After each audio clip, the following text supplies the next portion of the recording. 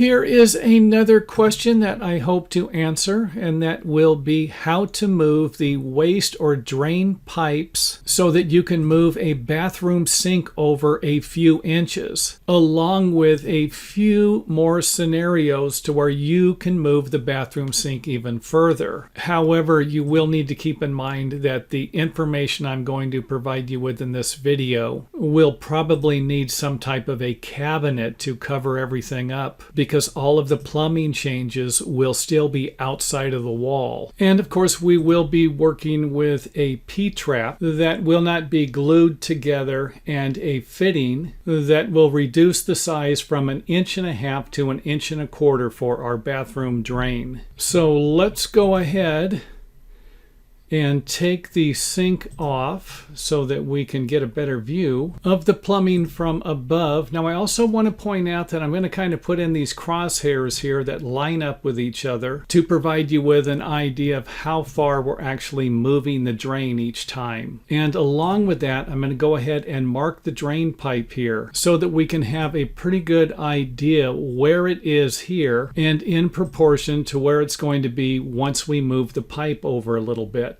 Because when we move it over, we're going to need to rotate this piece a little bit and then pull this out of the fitting a little bit. And this is really the main thing you need to focus on in this video, because most of the scenarios that you're going to run into can be solved by simply rotating this piece and moving this piece in and out. And that will become more clear here as you watch more of the video. So we can see here where I didn't do anything with this, but I rotated this piece a little bit. And then to make everything work, all I need to do is pull this piece out a little bit. And in order to make this happen, you might need to buy a new P-trap, depending upon whether or not this is going to be long enough, because you're moving it out. And hopefully that makes sense. If not, it will when you move your sink over and you find out that there's a gap here. And I also wouldn't recommend reusing the arm here if it's only going to be sitting in about 1/4 inch, because there's a good chance it could leak.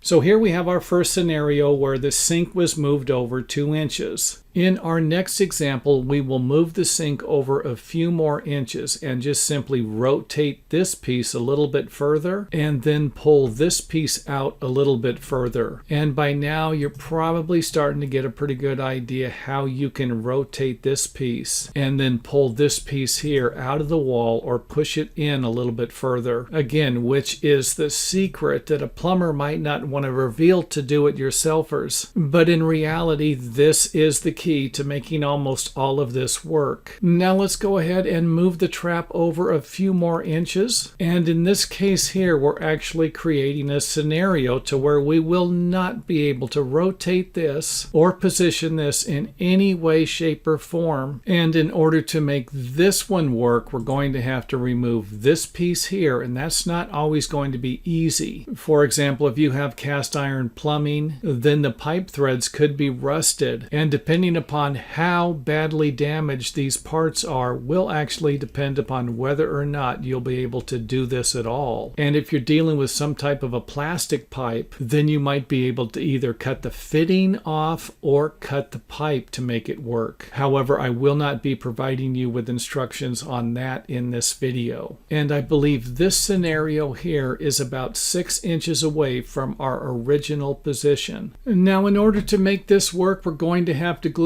a 22.5 degree plumbing fitting on here, and then we will reposition the trap and the arm to where it will look something like this. So again, another problem solved here by rotating the trap, repositioning the trap arm, and then changing the direction just a little bit of the drain pipe so that we could move the sink over a little further. Next up, let's move the sink even further and then take a look at the parts we used in the previous example, and that would be a 22.5-degree fitting, small section of the pipe, along with a fitting that is usually provided to us when we buy the trap assembly for our sink drain. And since the 22.5-degree fitting will not work for this example, we're going to switch it to a 45-degree fitting and then use the same components. So not too difficult. We might need to dry fit some of these components, and what that means is that you're just simply going to grab some of these pieces and then put them together without gluing anything. And that might mean this entire assembly right here. You're just going to snap them all together, snap them onto this pipe, and then kind of take your trap arm and then swing it into a direction to where it might work and get you close enough to this area here. I mean, the last thing you want to do is glue the wrong components on here and then start all over again. So for example, if you don't know how long this part's going to be, then you might need to position the cabinet and the sink where it's going to be installed, and then take all of the components and attach them together without gluing anything. And this is where you might find out that this piece here might need to be a little longer or smaller, or the angle of this fitting might need to change, or even the length of this fitting right here might need to be longer or smaller. But you do that by assembling everything together before you even think about gluing any of the parts together. And in our last scenario, if you need to go a little bit further, you might need to install another fitting like we did here, where we are using a 22.5-degree fitting along with the 45-degree fitting over here. And again, it's not difficult to see how something like this will need to be covered by some type of a larger cabinet. Otherwise, the plumbing parts might need to go into the wall. And of course, I will be making another video on that later. However, if you need it sooner than later, then feel free to leave a comment in the comment area to let us know, or email me a picture of your existing project, and I'll see if I can provide you with a little more information. So that is it for this video. If you liked it, make sure you hit the thumbs up button. And if you have any questions or comments, leave them in the comment area and I will try to respond to them as soon as possible.